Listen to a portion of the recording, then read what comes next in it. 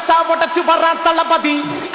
தப்பு நடந்தா உருமுச்சுன்னா வெற்றி அடைஞ்சா ஒலிக்குச்சுன்னா தளபதிக்கே பிறந்த சின்ன விசிலடி.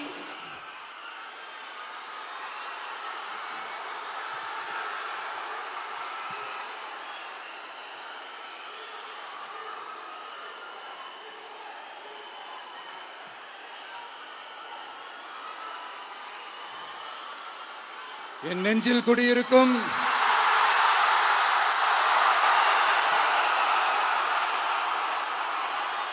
திருநெல்வேலி மக்கள் உங்கள் அனைவருக்கும் என்னுடைய வணக்கம். வணக்கம் வணக்கம் வணக்கம் வணக்கம். எல்லாரும் எப்படி இருக்கீங்க?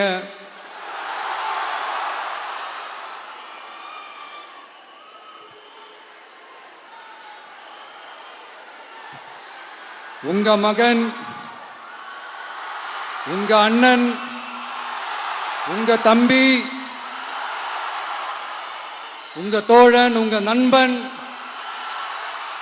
உங்க விஜய் உங்களை தேடி வந்திருக்கிறேன். இந்நேரம்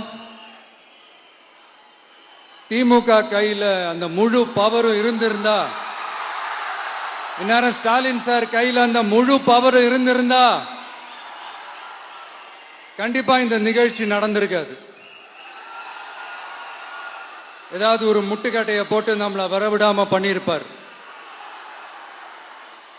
ஆனா இப்பதான் அவர் ஒரு அதிகாரம் இல்லாத ஒரு முதல்வரா அப்படியே இருக்காருல்ல, ஒரு கேர்டேக்கர் கவர்மெண்ட் சொல்லுவாங்க இந்த பீரியட. அப்படி இருக்கிறதுனாலயோ என்னமோ கொஞ்சம் ஈஸியா வர முடிஞ்சதுன்னு நினைக்கிறேன். அது மாதிரி இந்த திமுக கவர்மெண்ட் நமக்கு எவ்வளவு பிரச்சனைகள், எவ்வளவு நெருக்கடிகள், எவ்வளவு அவதூறுகள், அவங்களையும் தாண்டி இன்னும் சில பேர் இன்னும் நிறைய அவதூறுகள் எல்லாமே பரப்புனாங்க.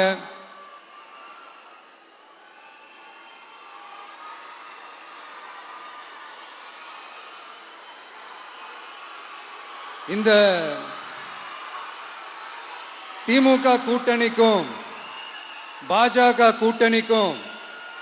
கூட்டணியுமே இவங்க ரெண்டு பேருமே வெளியில வேணா தனித்தனியா இருப்பாங்க, ஆனா உள்ளுக்குள்ள இவங்க ரெண்டு பேருமே ஒண்ணுதான். இவங்க ரெண்டு பேருக்குமே ஒரே நோக்கம்தான். அது என்ன நோக்கம் தெரியுமா? உங்களுக்காக நல்லது செய்ய, உங்களுக்காக உழைக்க, உங்களோட கூடவே நிக்க இந்த விஜய் வந்துடக்கூடாது. அதுதான் அவங்களுடைய அந்த நோக்கமே.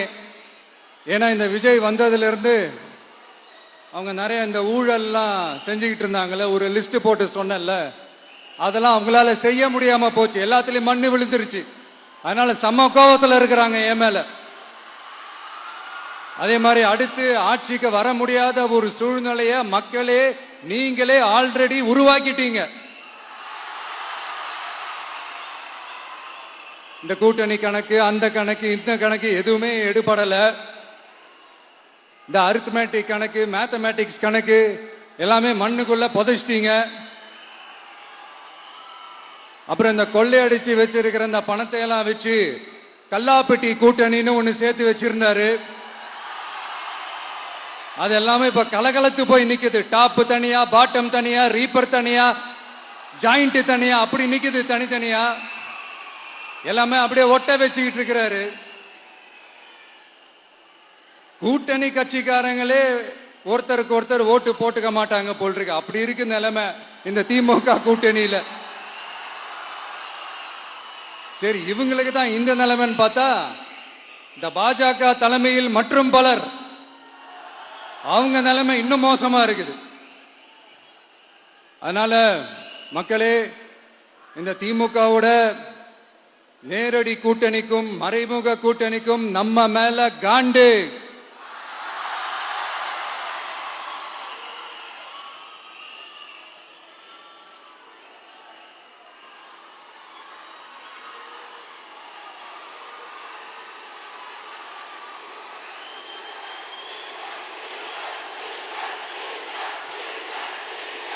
அந்த அந்த காண்டுக்கு ஒரு காரணம் என்ன தெரியுமா? அவங்க வீட்லயே அவங்க குடும்பத்திலேயே விசில் சத்தம் பலமா கேக்குதான்.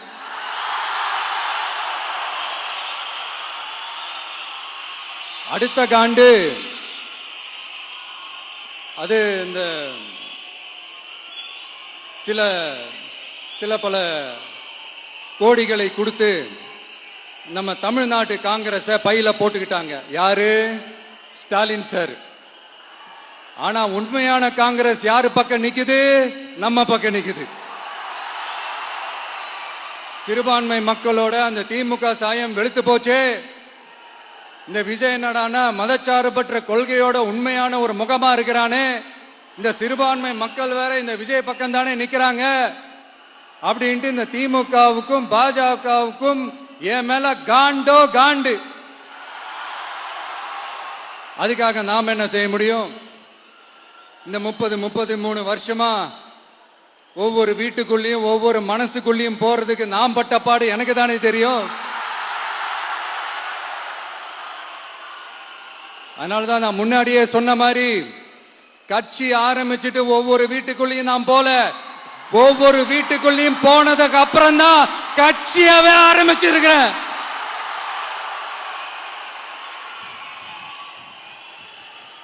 இது இந்த அரசியல் எல்லாத்தையும் தாண்டி இருக்கிற ஒரு உறவு. கட்சி கிட்சி எல்லாத்தையும் தாண்டி இருக்கிற ஒரு உறவு. இது ஒரு பூர்வ ஜென்ம பந்தம். இது சும்மா இந்த அரசியல் ஆதாயம் தேடுறவங்களுக்குலாம் இது என்னன்னே புரியாது. இது மத்தவங்களுக்கு வேணா எலெக்ஷன். ஆனா இந்த விஜய்க்கும் விஜய் கூட நிக்கிறவங்களுக்கும் இது ஒரு இமோஷன்.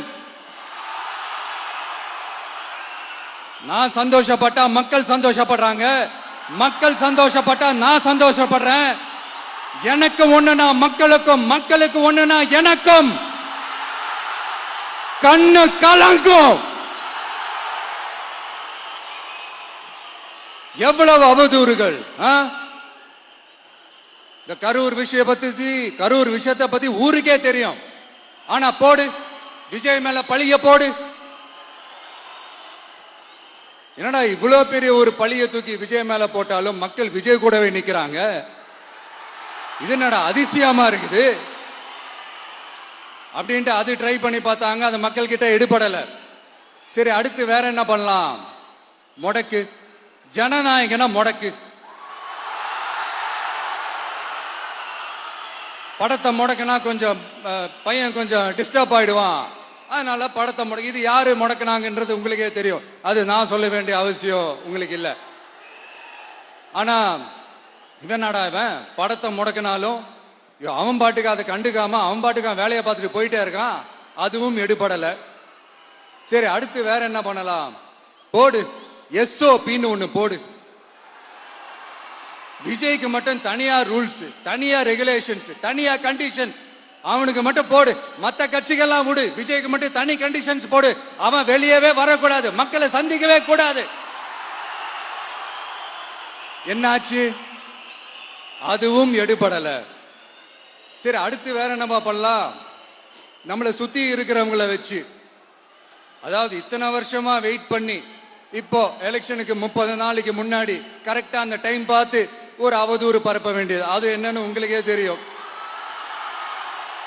அதுவும் மக்கள் கிட்ட எடுபடல.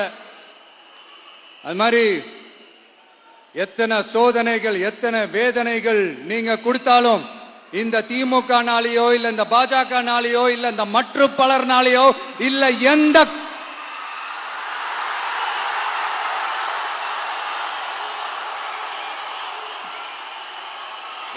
வேற யாராலையும் என்ன மக்கள் கிட்ட இருந்து பிரிக்க முடியாதுன்னு சொல்ல வந்தேன். அதைத்தான் சொல்ல வந்தேன்.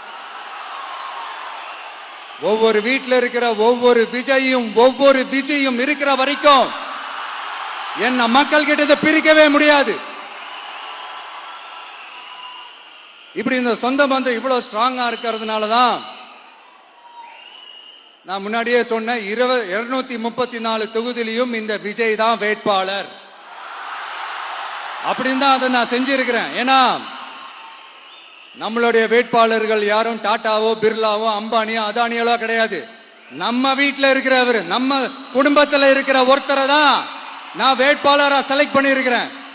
அப்படி செலக்ட் பண்ணி தான் உங்ககிட்ட நான் ஒப்படைச்சிருக்கிறேன். அதனால அந்த வேட்பாளர் வேற, இந்த விஜய் வேற அப்படின்னு நினைச்சிடாதீங்க. இந்த விஜய் தான் வேட்பாளர், அந்த வேட்பாளர் தான் விஜய்.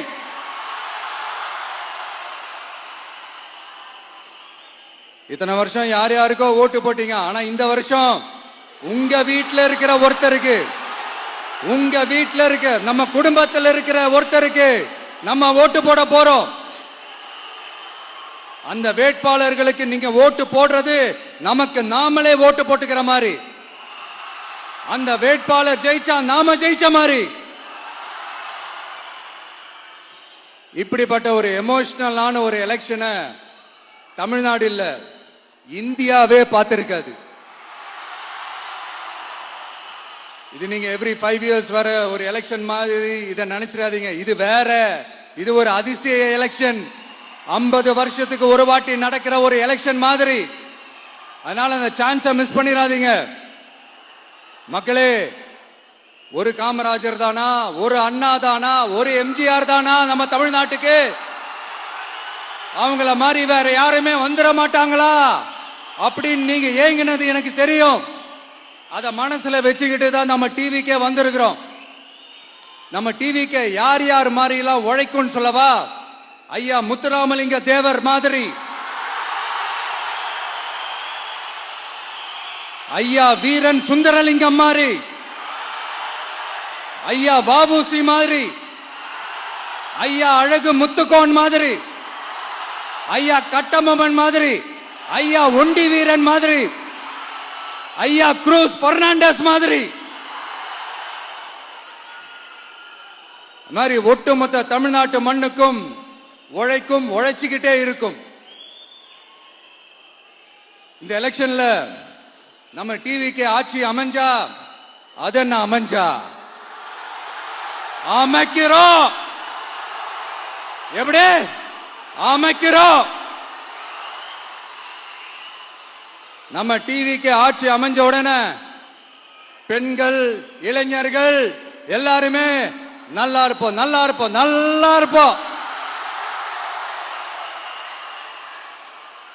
விவசாயிகள், மீனவர்கள், உழைக்கிற மக்கள் எல்லாருமே நல்லா இருப்போம், நல்லா இருப்போம், நல்லா இருப்போம். இன்னும் பல வருஷத்துக்கு நம்மளுடைய குடும்பங்கள், நம்மளுடைய சந்ததிகள், நம்மளுடைய தலைமுறைகள் எல்லாருமே நல்லா இருப்போம், நல்லா இருப்போம், நல்லா இருப்போம்.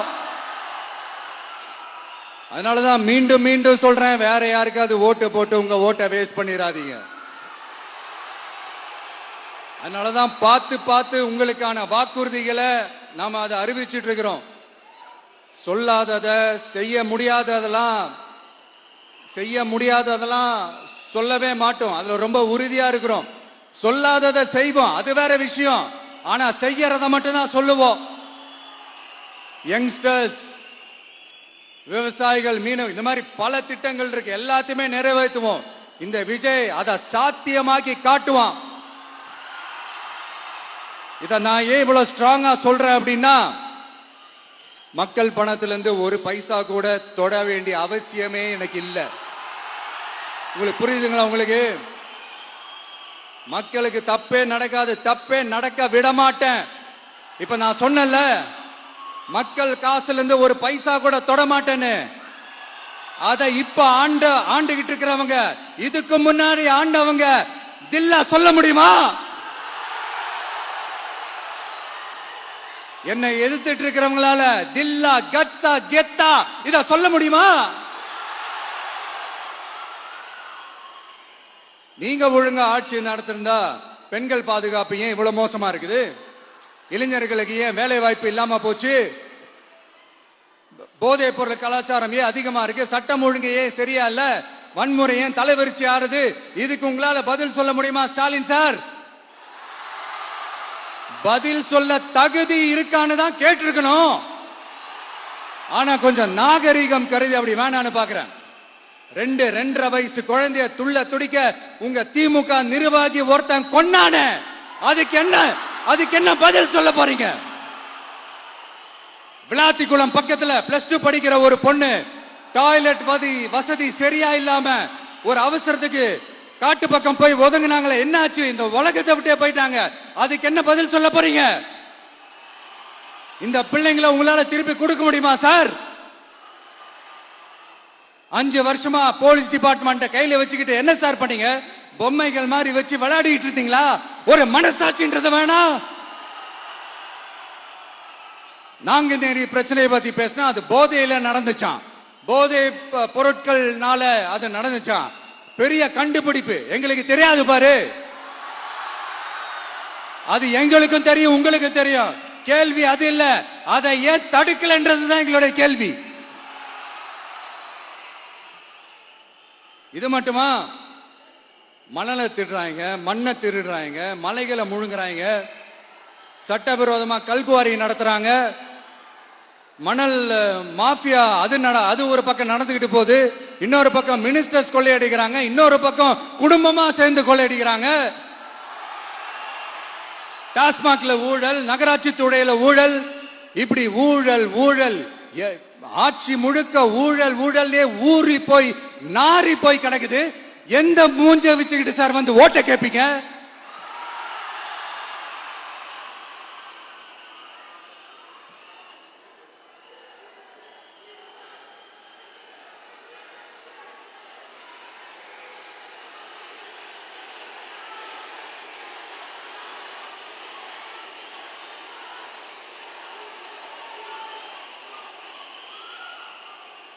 இந்த எலெக்ஷன் சும்மா உங்க பணத்தை எல்லாம் வச்சுக்கிட்டு ஒன்னும் கிழிக்க முடியாது. உங்க பணத்தை எல்லாம் வச்சு மக்கள் எல்லாம் விலைக்கு வாங்கவே முடியாது. இது ஒரு மாற்றத்திற்கான ஒரு எலெக்ஷன்.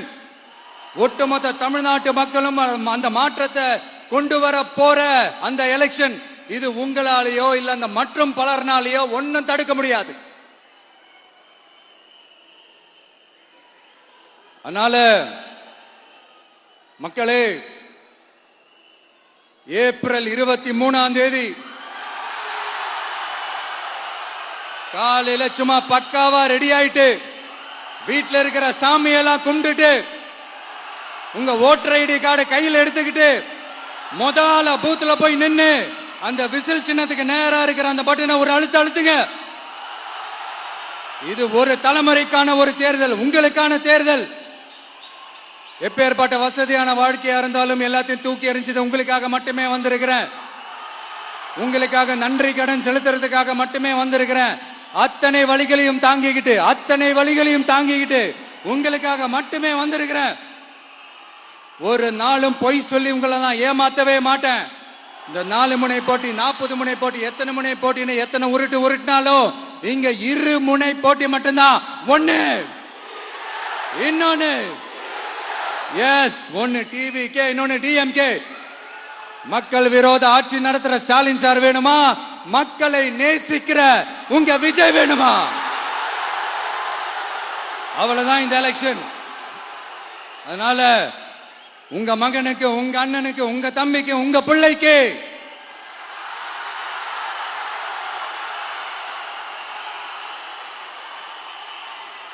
ஒரே ஒரு வாய்ப்பு கொடுங்க. தயவு செஞ்சு விசில் சின்னத்துக்கு ஓட்டு போடுங்க. இது ஒரு விசில் புரட்சி தேர்தலா இருக்கணும். நான் தன்னந்த நீ ஆளு, நீ நம்ம பாரு, கொஞ்சம் நவந்தனா இங்க 8 கோடி பேரு, மிரல போது ஸ்டேட்டு நம்ம விசில் சத்தம் கேட்டு, நல்லவங்க வாழ இங்க விசில் கடி ஓட்டே, கடைசி நம்பிக்கை மக்களை தேடி வருது, அதை இறுக்கி புடிச்சு ஒரு வரலாறு எழுது. உங்க விஜய், நான் வரேன். விசில் அடிக்க ரெடியா? கான்பிடண்டா இருங்க. நல்லதே நடக்கும். வெற்றி நிச்சயம். மீண்டும் சந்திக்கும் வரை நன்றி, வணக்கம்.